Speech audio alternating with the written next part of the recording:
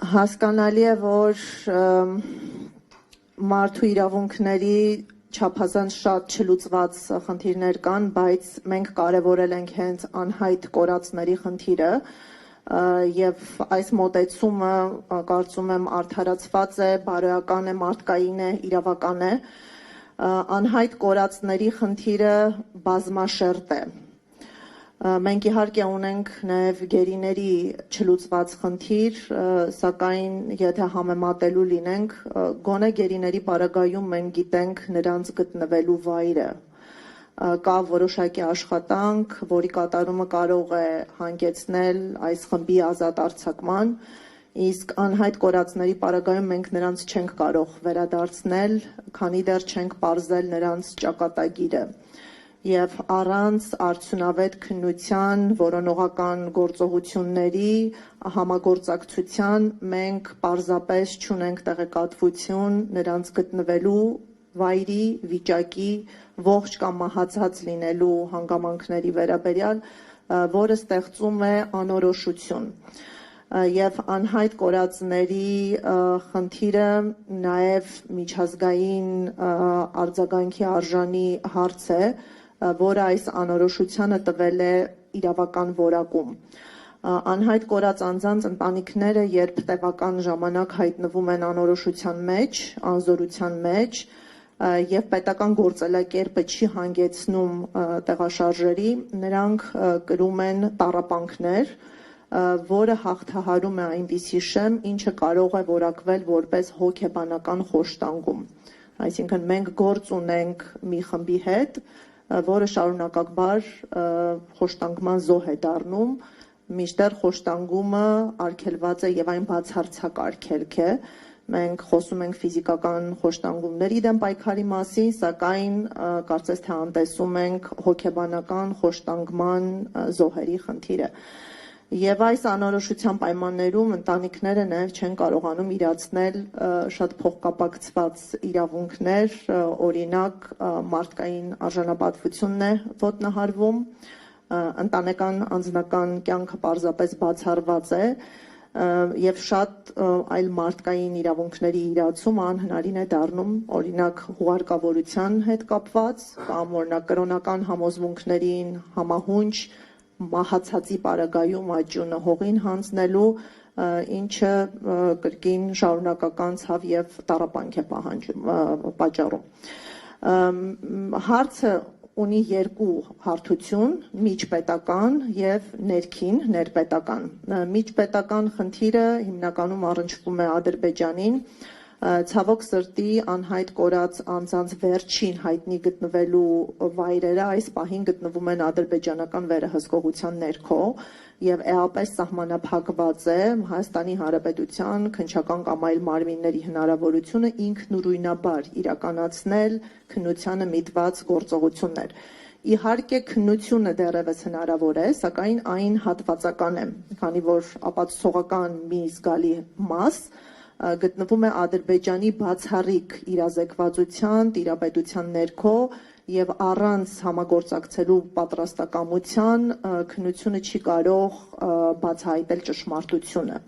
Ճշմարտությունը, եղելությունը իմանալու ընտանիքների իրավունքը հնարավոր չի լինի իրացնել։ Բայց մենք ունենք նաև ներքին խնդիրներ, որոնց մասին հպատցիկ ելույթներում խոսք ասվեց,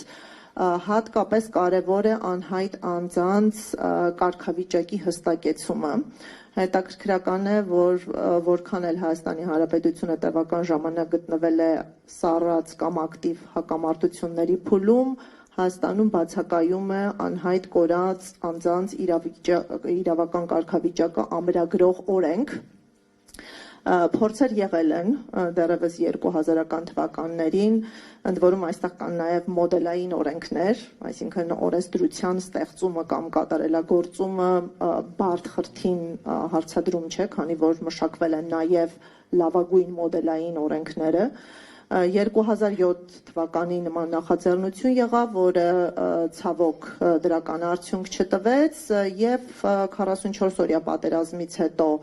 քննարկումները ինտենսիվացան, շրջանառվեց նախագիծ, բայց արդեն 5 տարի անց մենք չունենք ընդունված նախագիծ, որը կստանար օրենքի ուժ եւ կհստակեցներ այս անձանց կարգավիճակը։ Առանց կարգավիճակի հստակեցման հասկանալի է, որ համակարգված չէ նաև պետության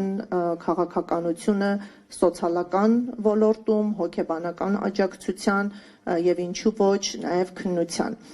Հայաստանի ներկա օրենսդրությունը ունի տարբեր դրույթներ, որոնք ցրված են տարբեր օրենքներում, իրավունքի ճյուղերում, կան բազմաթիվ պատասխանատուներ, սակայն ձևավորված չէ կենտրոնական մարմին, ում պատասխանատվության եւ համակարգման ներքո այս խնդիրները պետք է լուծում ստանան։ Մեր գնահատմամբ հրամայական է, որ օր առաջ անհայտ կորած անձանց իրավական կարգավիճակ ամրագրող օրենքը մտնի ուժի մեջ, որին կհաջորդի նաև պետության միասնականացված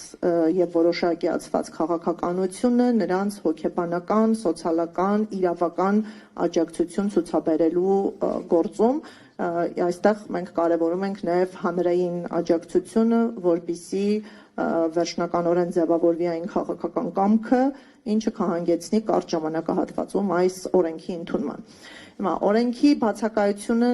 առաջ է բերում նաև գործնական խնդիրներ, մենք տեսնում ենք նաև պրակտիկայում ոչ միասնական մոտեցում, օրինակ քննարկում ենք դեպքեր, երբ ԴՆԹ ունեցող որոշ ընտանիքների պարագայում քաղաքացիական գործեր քննող դատարանները անհայտ կորածին համարել են անհայտ բացակայող, բայց ունենք նաև իրարամերժ հակասական մեկ այլ իրավիճակ, երբ ԴՆԹ գոյությունը բացառել է անհայտ բացակայողի կարգավիճակի